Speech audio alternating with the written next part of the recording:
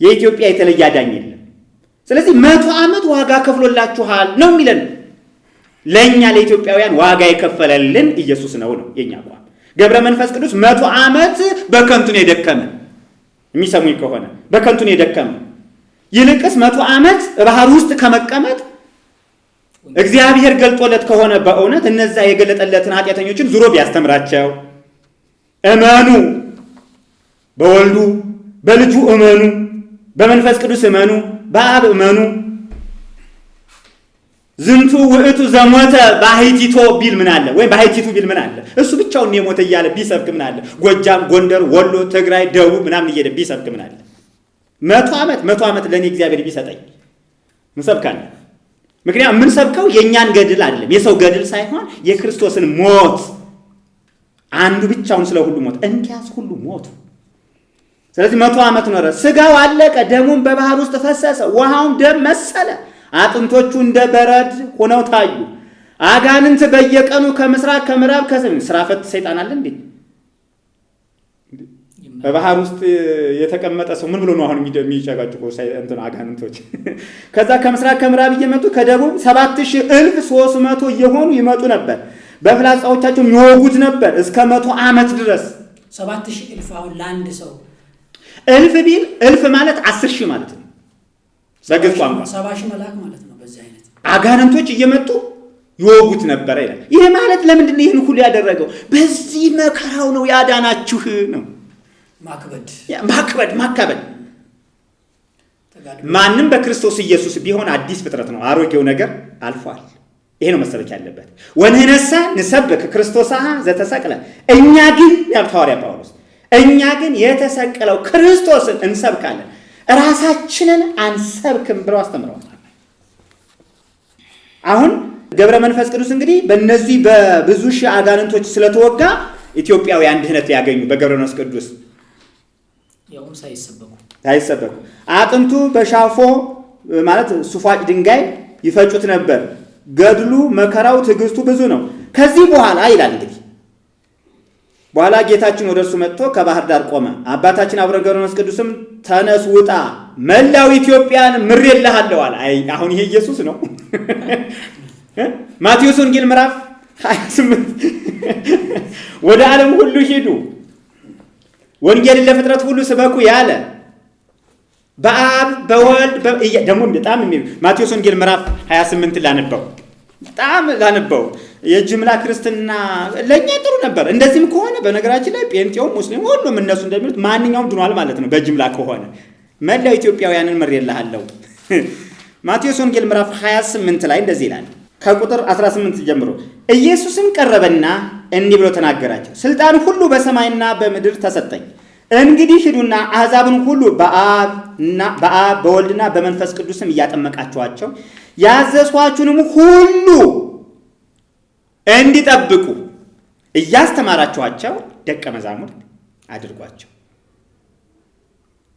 መስበክ ማስተማር መለኮታዊ ትእዛዝ እንጂ ሰዋዊ ትእዛዝ አይደለም።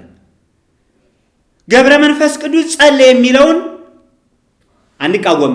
ጸሎት መለኮታዊ ትእዛዝ ስለሆነ ግን ጸሎቱ ዓለምን ለማዳን ከስብከት ወጥቶ ከማህበረሰቡ ተለይቶ ከሆነ ይህን ጸሎት አንለው። ጸሎት እየሰበኩ እያስተማሩ የሚመጣውን ተግዳሮት በእግዚአብሔር ፊት ለማቅረብ ጸጋ እግዚአብሔር ለመቀበል ለማገልገል ሐዋርያትም እኮ ጸለዩና ምንድን ነው ያሉት? እንድንሰብክ ነው ያሉት። ቃልን በግልጥ ስጣቸው ብለው ጸለዩ ይላል። ለመስበክ ነው የጸለዩት ሐዋርያት እንጂ ገዳም ለመግባት አይደለም። ይህም ሐዋርያ ሥራ ምዕራፍ 4 ላይ መመልከት ይቻላል። ስለዚህ ገብረ መንፈስ ቅዱስ ለኢትዮጵያ ብለው እንግዲህ 100 ዓመት ዝቋላ ባህር ውስጥ ገዳሞች ተጸገጸጉ ይባላል። አሁን የኢትዮጵያ ሕዝብ እንግዲህ ዝቋላ ገዳምን የሚሰማው ለምንድን ነው? 100 ዓመት ለእኔ ገብረ መንፈስ ቅዱስ ዋጋ ከፍለውልኛል ብሎ ስለሚያስብ ነው። ይሄ ነው። እነዚህ በጫካ ውስጥ መኖር፣ በዱር ውስጥ መኖር፣ ከሰው መለየት የሚሉ ነገሮችና ለሰው ራሱን መስዋዕት አደረገ ተብሎ በክርስቶስ ፈንታ የገባ ነው ባይነኝ። እኔ ማለት ክርስቶስን በመስበክ ፈንታ የክርስቶስን ዋጋ የሸፈነ የጋረደ ገድል ነው ያለው የገብረ መንፈስ ቅዱስ። ከምንም በላይ ለእኛ ለኢትዮጵያውያን ክርስቶስን እንዳናይ አድርጎናል ገድሉ።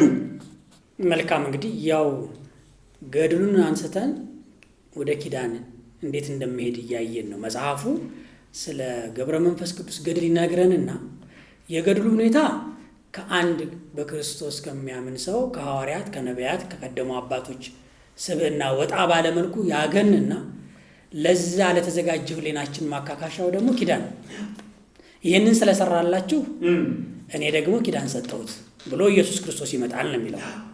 እንግዲህ በተሰሩ ስራዎች ሁሉ በኋላ ማን ይመጣል? ጌታችን ኢየሱስ ክርስቶስ ይገለጣል። ይገለጥና ኃጢአተኞችን ምሬልሃለሁ፣ ኢትዮጵያን ምሬልሃለሁ የሚል ኪዳን ይሰጠዋል።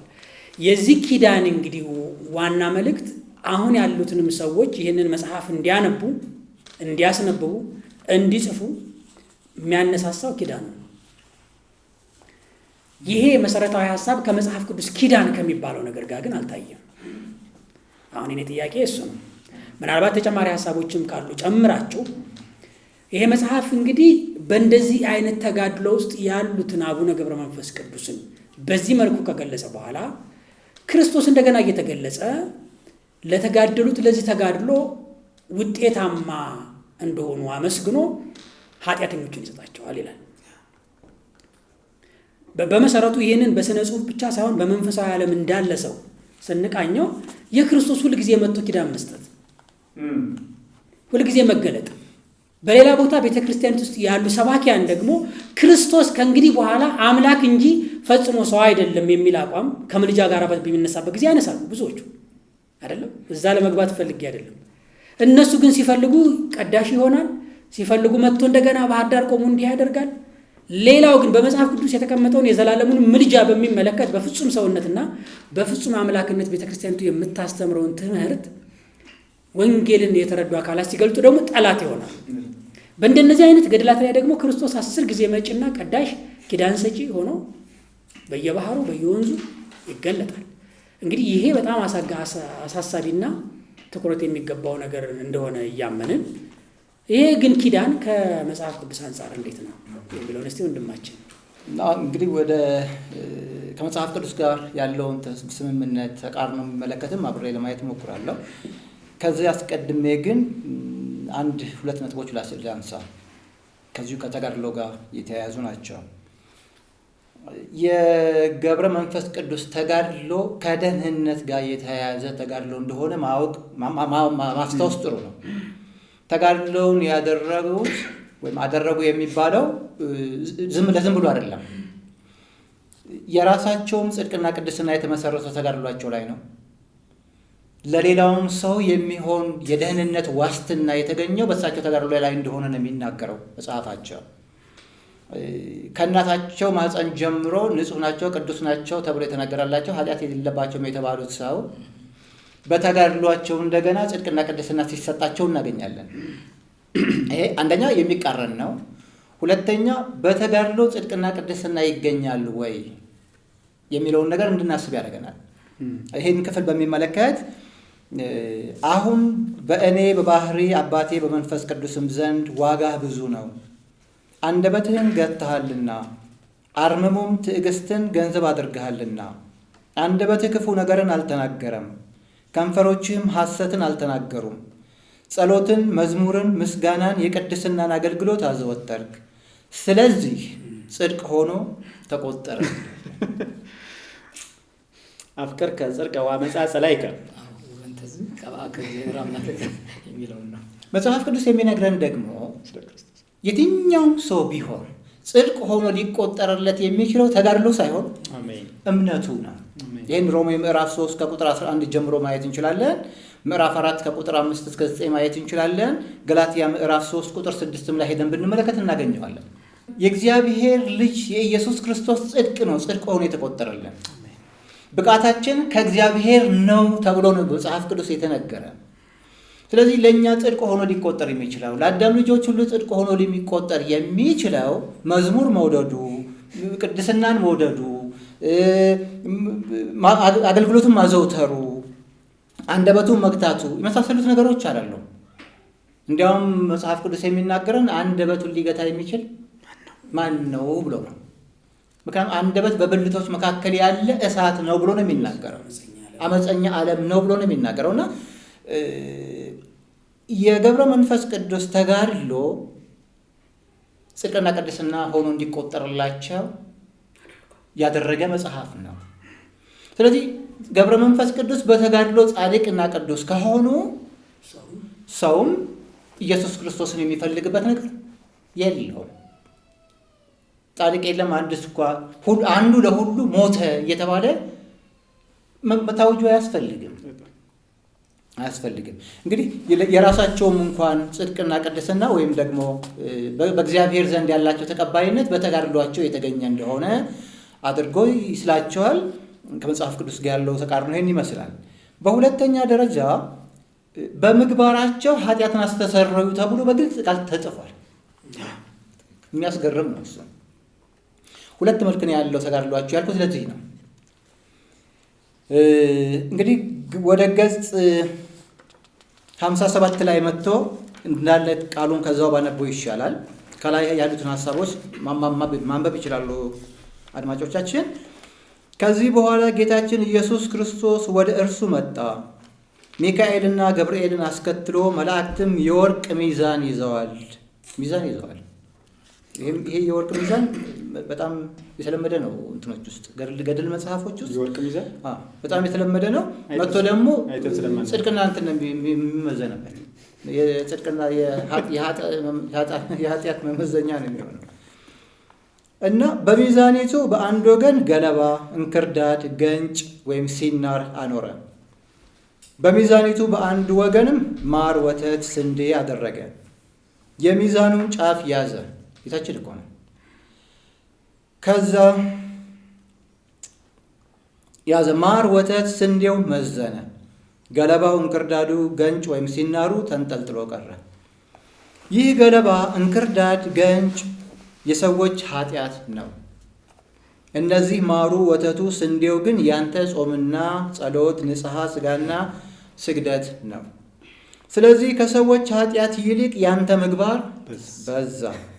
በዚህም ከመጠን በላይ የሆነ ኃጢአታቸው ተሰረየላቸው፣ እኔም ምሬያቸዋለሁ። እንዲህ ብሎ ጌታችን ኢየሱስ ክርስቶስ ቅዱስ ሚካኤልንና ቅዱስ ገብርኤልን አስከትሎ ወደ ሰማይ አረገ። እዚህ ውስጥ እያንዳንዳቸውን ነገሮች እያነሳን እንለያቸው ብንል ብዙ ነገሮች ማንሳት እንችላለን። አሁን ሚዛን ስንመለከት እንደምናውቀው ሚዛን እንግዲህ የወርቁ ሚዛን ወይ ሰማያዊ ሚዛን ምን እንደሆነ ባላየው በሁለቱም በኩል ያሉ ሳህኖች እኩል ናቸው። በሁለቱም በኩል እኩል በሆኑ ሳህኖች ላይ አንጠለጠለው ስለሚል የሚንጠለጠል ሚዛን ስለሆነ አንደኛው ላይ ሚዛኑ ሳህኑ እስኪችል ድረስ ማር ብናደርግበት፣ በአንደኛው ሳህን ላይ ሚዛኑ እስኪችል ድረስ ገለባ ብናደርግበት ተወደደም ተጠላም ማሩ ይመዝናል። ምክንያቱም በመጠናቸው እኩል የሆኑ ነገሮች ናቸው የሚመዘኑት እንጂ ገለባን ከማር ጋር መዝነህ ማር መዘነ ብትለኝ አሁን ይሄ ተረት ነው። ድሮም ይታወቃል፣ ሳይመዘን ገና ይታወቃል።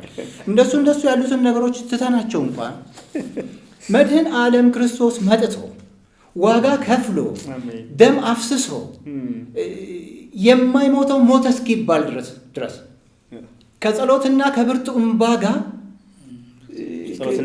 ምልጃን አቀረበ ተብሎ የተነገረለት ክርስቶስ አባት ሆይ ይህች ጽዋ ከእኔ ትለፍ ብሎ ሰቆቃን የተቀበለ ክርስቶስ መጥቶ በገብረ መንፈስ ቅዱስ ተጋድሎ በለጠ። ከሰዎች ኃጢአት ይልቅ በዝቶ በአንተ ተጋድሎ የተነሳ ሰዎችን ምሬልሃለሁ ብሎ ማሰብ የተቀደስንበትን የኪዳን ደም ማክፋፋት ነው። ደግሞ ተናጋሪው ራሱ መሆኑ አስገራሚው ነገር የዛ የኪዳን ባለቤት የዛ ደም ባለቤት ኢየሱስ ነው ማለቱ ጸሐፊው በጣም ትልቅ ድፍረት እና የሚገርም ትረካ የያዘ መጽሐፍ ነው። እንግዲህ ይሄንን ተጋድሎ አድርገዋል ለተባሉ ሰው ተሰጥቷቸዋል በሚባለው የሐሰት ኪዳን ሰዎች ታምነው በስማቸው መታሰቢያ በማድረግ እና በመሳሰሉት ነገሮች ደህንነት ያገኛሉ ወደሚለው ሐሳብ ለማምጣት የተደረገ ጥረት ነው እና መጽሐፍ ቅዱስ በኢየሱስ ክርስቶስ ደም እንደምንድን ይናገራል። ሰው ይሄን የፈሰሰለትን ደም አምኖ ጽድቅና ድህነትን ማግኘት ሲችል በተጋድሎ ድህነት እንደሚያገኝ ተደርጎ የተነገረበት ትምህርት ከእውነተኛው የክርስትና ትምህርት ቤተክርስቲያናችንም ከተመሰረተችበት እውነት እንድትወጣ የሚያደርግ ኑፋቄ ነው። ይሄ ለሰው ልጆች ያለ መራራት ለሰው ልጆች ሕይወት ደንታቢስ የመሆን ውጤት ነው። እንግዲህ ይሄ ተጋድሎ እንደዚህ ከታየ ለሌሎች ሰዎች ያደረጉት ከተባለው ተጋድሏቸው አንጻር በሁለት መልኩ አይቼዋለሁ ነው። የመጀመሪያው ነገር ምንድን ነው? ወዲያውኑ ድህነት ያገኙአሉ። ወዲያውኑ ድህነት ያገኙ በእሳቸው ጸሎት ጌታችን መጥቶ የሆነ ነገር ብሏቸው ተናግሯቸው ከሲኦል ነፍሳት የወጡበትን ታሪክ እናገኛለን። በድለው አጥፍተው ተገድለው ሞተው የት ገቡ? ሲኦል ገብተዋል ተብሎ የሚታሰቡ ሰዎችን ድህነት እንዳገኙ የሚተርክበት ክፍል አለው። አንደኛው ክፍል ይሄ ነው። ሁለተኛው ክፍል ደግሞ ገና ወደፊት ያለው ሕዝብ ደህንነት እንደሚያገኝበት ተደርጎ የሰጣቸውን ኪዳን በውስጡ እንመለከታለን። እንግዲህ እንዲህ ይላል፣ ኪዳን ሰጣቸው በሚለው ውስጥ እንደ ቸርነቴም ስምህን የጠሩትን መታሰቢያህን ያደረጉትን ኃጥአንን ምሬልሃለሁ፣ የለመንከኝን ሁሉ አደርግልህ ዘንድ ኪዳን ሰጥቻለሁ ብሏቸዋል ክርስቶስ ተብሎ በገጽ 35 ላይ ተጽፎ እናገኛለን። ከምን የተነሳ ነው ድህነት የሚያገኙት እነዚህ ሰዎች? ስምህን የጠሩትን። የኢየሱስ ክርስቶስን ስም የሚጠራ ይድናል ነው መጽሐፍ ቅዱስ። ስለዚህ የኢየሱስ ክርስቶስን ስም መጥራት የሚችል ሰው ለምንድን ነው የገብረ መንፈስ ቅዱስን ስም ለመጥራት ዞር የሚለው? ከደህንነት አንጻር፣ ከስሙም አንጻር እንኳን ከጥረቱም አንጻር እንኳን ካየነው ገብረ መንፈስ ቅዱስ የሚለው ረጅም ነው። ኢየሱስ የሚለው ቃል አጭር ነው፣ መድኃኒትም ነው። ስለዚህ ሰውን ከኢየሱስ ክርስቶስ መሰረትነት ነቅሎ ወስዶ ማን ላይ ለመስቀል ነው? ገብረ መንፈስ ቅዱስ ተባለው ሰው ላይ ስምህን የጠሩትን መታሰቢያህን ያደረጉትን ኃጥአንን ምሬልሃለሁ፣ የለመንከኝን ሁሉ አደርግልሃለሁ ወይም አደርግልህ ዘንድ ኪዳን ሰጥቻለሁ የሚል ቃል ተቀምጧል። ሌላም እንደዚሁ ኪዳን አለ። አሁንም እዚህ መጽሐፍ ላይ የምናገኘው ኪዳን አንድ ጊዜ ብቻ አይደለም። እኔ ከኪዳኖቹ መደጋገም ያየሁት ነገር ምንድን ነው? ገብረ መንፈስ ቅዱስ ራሳቸው የተተረኩት ገብረ መንፈስ ቅዱስ በተሰጣቸው አንድ ኪዳን እንኳን የማይተማመኑ ሰው ሆኖ ነው ያገኘኋቸው።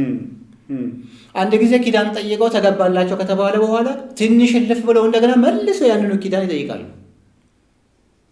የኢትዮጵያን ሕዝብ ማርልኝ ብለው ምሬልሃለሁ 100 ዓመት ውሃ ውስጥ ሆነው ከጸለዩ በኋላ ምሬልሃለሁ ተብለው እልፍ ብለው እንደገና መልሰው እንደገና የኢትዮጵያን ሕዝብ አሁንም ማርልኝ ይላሉ። መጽሐፍ ቅዱስ ደግሞ የለመናችሁትን ሁሉ እንደተቀበላችሁ ቁጠሩት ነው የሚለው። አንድ ጊዜ የለመናችሁትን ነገር እግዚአብሔር ሰምቷል። ከንጹህ ልብ ሆናችሁ ከለመናችሁት እንደተቀበላችሁት እንደሱ አይነት እንኳን መታመን የሌላቸው ሰው ሆኖ ነው ያገኘዋቸው። ቀድሞ ወደ ነበረበት የውሃ ደሴት ደረሰ፣ እንዳሰበውም ጸም ጸሎትን አደረገ። እግዚአብሔርን በቁርጥ ሕሊና ለመነው፣ ፍጥረቱን ይምር ዘንድ ርኅራሄ ከሌለው ከጠላትም ያድናቸው ዘንድ። ከዚህ በኋላ ለብፁዕ አገልጋዩ ተገለጠና እንዲህ አለው፣ በአንድ ቀን እልፍ እሰጥሃለሁ። በአንድ ቀን እልፍ እሰጥሃለሁ። ደግነቱ ቀኑን ወስኖላቸዋል። በተወለድኩባት፣ በተጠመቅኩባት፣ በተነሳሁባት ቀን እምርልሃለሁ አላቸው። ይህን ገጽ 41 ላይ እናገኛለን። እንደው መጀመሪያ ላይ የኢትዮጵያን ሕዝብ አጠቃላይ ማሩልኝ ከተባለ አሁን ወደ ቁጥር መግባት ውስጥ እናስፈለግ አሁን ቅድም ጀነራሉ ላይ አጠቃላይ የሆነውን ነገር አየን። አሁን ደግሞ ቁጥር ከአንድም ሁለት ጊዜ የኢትዮጵያን ሕዝብ ማርልኝ የተባለ ካስማሩ አሁን በቁጥር እልፍ የሚለው ነገር ለነማን ነው የሚያገለግለው? ምክንያቱም ገድሉ ላይ የምናገኘው ስለ ኢትዮጵያ ሕዝብና ስለ ገቦታ ሰዎች የተጸለየ ጸሎት ነው። ከዚያ ውጭ ለሌላው ዓለም የሚሆን ለሌላው ሕዝብ የሚሆን ጸሎት የለም። ጥቅል የኢትዮጵያ ሕዝብ ከተማረ እንደገና በዓመት 3 ቀን እየተመረጠ እልፍ ሰው የተረፈ ምናልባት ርዝራዥ እንዳይቀር ሊሆን ይችል ይሆናል። ኪዳኑ የሚባለው ነገር እንኳን እርስ በርሱ ምን የሆነ ነው? እየተዘበራረቀ ነው። ጸሐፊው ማስተዋል የለውም ወይ? ሁሉም ኢትዮጵያዊ ከተማረ እንደገና በቁጥር ዝርዝር ውስጥ የሚገባው በቀን መወሰን የሚያስፈልገው ነገር ምንድን ነው? እንዲህ አይነት ኪዳን የተሰጣቸው ናቸው። ሌላ እሱ ላይ እንደው ባዩ ስምህን የጠራ ስም ለምን መጣ? እሱ እኮ ነው። ስምህን የጠራ እኮ በራሱ ደግሞ አሁንም ሌላ ነው። ኢትዮጵያን ማርልኝ ከሆነ ምሬልሃለሁ ተባለ። ማርልኝ አለ። አሁን ስም መጥራት አለመጥራት ራሱ እኮ ኢትዮጵያን ከተባለ ስም መጥራትም ራሱ ዝክር መዘክር የሚባል አያስፈልግም ነው ተምሯል ጠቅላላ ይላል። አንደኛው ክፍል እሱ ነው። አሁን እኮ ይሄ ነገር የሚያሳየው የመጽሐፉ ልብ ወለድነት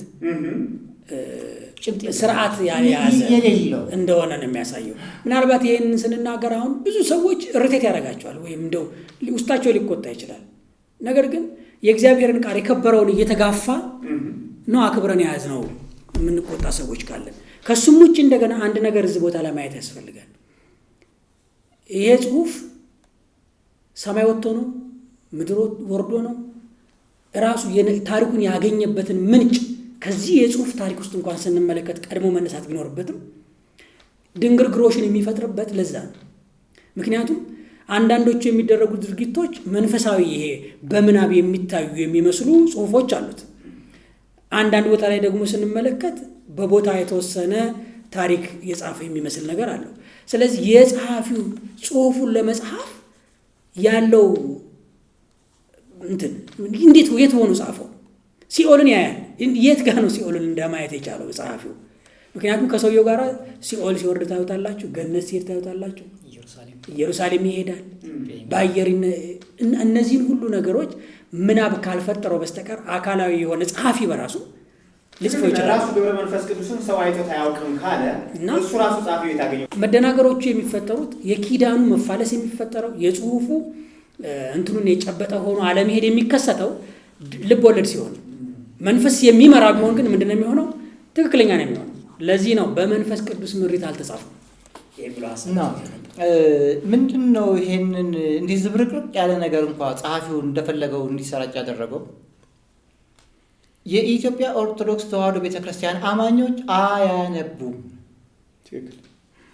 የተነገራቸውን ነገር አሜን ብለው ይቀበላሉ እንጂ ጥያቄ አይጠይቁም። ምክንያቱም እንዳያነቡም ጥያቄ እንዳይጠይቁም ተደርገው የተደረጉ ናቸው፣ የተያዙ ናቸው፣ የተሰሩ ናቸው ተብሎ ይታሰባል። በዛም ወቅት የነበረውን ቀርቶ አይደለም አሁን ባለው ደረጃ እንኳን ስንመለከት ሰዎች ከማንበብና እውነቱን ከመመርመር ይልቅ በተነገረው ነገር ላይ ብቻ ተኩሮ እንደሚኖሩ እናውቃለን። ከዚህ የተነሳ ጸሐፊው የፈለገውን አይነት ነገር ቢጽፍ አጠፋህ ብሎ የሚጠይቀው እንደሌለ ያውቃል። አሁን ግን እግዚአብሔር ይመስገን ነገሮች እየተቀየሩ ሲመጡ እያነበብናቸው ስንመጣ ሰዎችም እውነትን ወደ መፈለግ እያዘነበሉ ሲመጡ ግን ነገሮቹ ምን እየሆኑ መጡ? እየተገለጡ መጡ። ይሄን እንዲታወስ ስለፈለኩ ነው። እንግዲህ ኪዳኑ ሁለት ዘርፎችን ይዟል ብያለሁ። ቅጽበታዊ በሆነ መንገድ የዳኑ ሰዎች አሉ፣ ነፍሳት አሉ። እንደገና ደግሞ በሂደት የሚድኑ ሰዎች አሉ። ከነሱ መካከል የተወሰኑትን ከመጽሐፍ ውስጥ ላንሳ። ገጽ 37 ላይ ምን ይላል? ጌታችንም ስለ ወዳጄ ስለ ገብረ መንፈስ ቅዱስ መልጃ ወደ ገሃነም ሂዱና የኃጥአንን ነፍስ ምን አድርጉ? አውጡ፣ ከእስራታቸውም ፍቷቸው ብሎ ይናገራል። እንግዲህ ምልጃ እንኳን ቅዱሳን እንኳን ምልጃ ያደርጋሉ ብንል ምልጃው ከሲኦል ነፍስ እስከ ማውጣት ነው ወይ ነው? መጽሐፍ ቅዱስ ምልጃ እንደሚደረግ የሚናገርበት ክፍል አለው። በሕይወት ያሉ ቅዱሳን ለሌሎች ሰዎች እንዲጸልዩ ይናገራል። ጳውሎስም ጸልዩልን ስለኛም ጭምር የሚልበት ክፍል እናገኛለን። የቅዱሳን ምልጃ ሰዎች ክርስቶስን ወደ ማወቅ እንዲደርሱ ከእግዚአብሔር ምሕረት የመጠየቅ ወደ ንስሐ እንዲበቁ የመምራት ጉዳይ እንጂ ከሲኦል ነፍሳት የማውጣት ጉዳይ አይደለም። ተፈርዶበት ሲኦል የገባ ሰው ደግሞ ከሲኦል ሊወጣ የሚችልበት እድል ፈንታ የለውም። ሃይማኖት አበው ይሄንን ይናገራል። እድል ፈንታ የለውም። እንግዲህ የገብረ መንፈስ ቅዱስ ምልጃ ነፍሳትን ከምን እስከ ማውጣት ነው? ከሲኦል እስከ ማውጣት የደረሰ ነው። እንዲሁ ገጽ 37 ላይ እዚያው እንዲህ የሚል ቃል ተጠቅሷል። ይሄንን ነፍሳትን ከሲኦል ያወጡበትን ትምህርት የስተት ትምህርት መጽሐፍ ቅዱሳዊ ለማስመሰል እና ለመደገፍ በእግዚአብሔር ቃል ለመደገፍ የተሞከረበት ጥቅስ የሚያስገርም ጥቅስ አለ።